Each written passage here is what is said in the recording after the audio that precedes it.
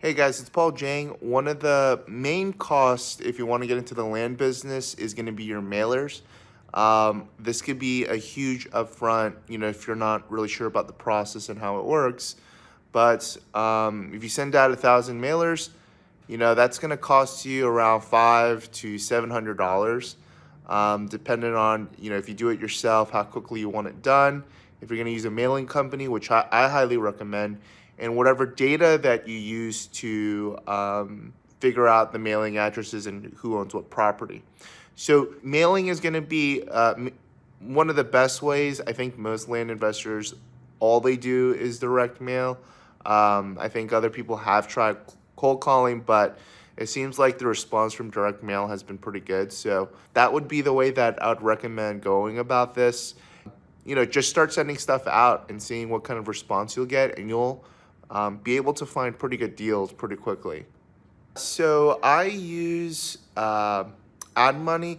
The service that I use is with Land.com. It syndicates to LandWatch, Lands of America, Lands and Farm. There's some other ones out there, Land Flip, Land Century, but Land.com seems to be where the most leads are.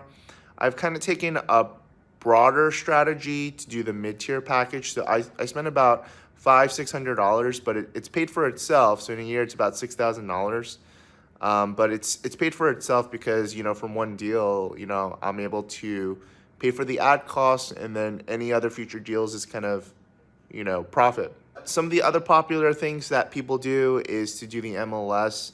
So if you get a real estate agent, you'll have to do commissions. You'll find some that do 6%, but most of them will do a little bit more just because land's a little bit cheaper.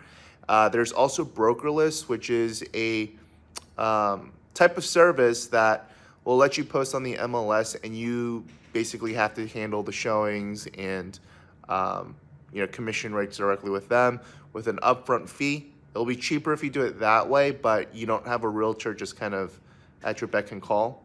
I usually hire someone from Craigslist for like $100 to go out to the property, make sure there's access, and to take pictures of the land. But those are the major advertising costs. Oh, and Facebook. I don't do any Facebook myself just because there's a lot of tire kickers. I just get my VA to do that. And I recently actually closed a deal from that, so it's worth doing. The more avenues you have, the better it is, but I just have someone else do it for me and not myself. Land purchases are your biggest expense. It's more expensive than mailers. There's a couple ways to get around this. Past deals can help fund your future deals, but you can also partner with people. It'll cut into your costs. Another thing that I've done is use Grow and Funds or Fund and Grow. They've gotten credit cards for me, business credit cards and personal ones, and I've used that to in combination with Plastique. And basically, they'll do wire transfers over with Plastique if you're using a title company.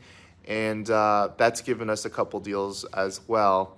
I've also opened up personal lines of credit, and that's helped funnel, some of these land purchases. I borrow that money and then basically pay it back. So that's been one of the best ways to pick up some land. Those are the different avenues, your own savings or your own, deals that you did in the past, using debt or partnering, but it hurts those, when you have to split your profits with someone else.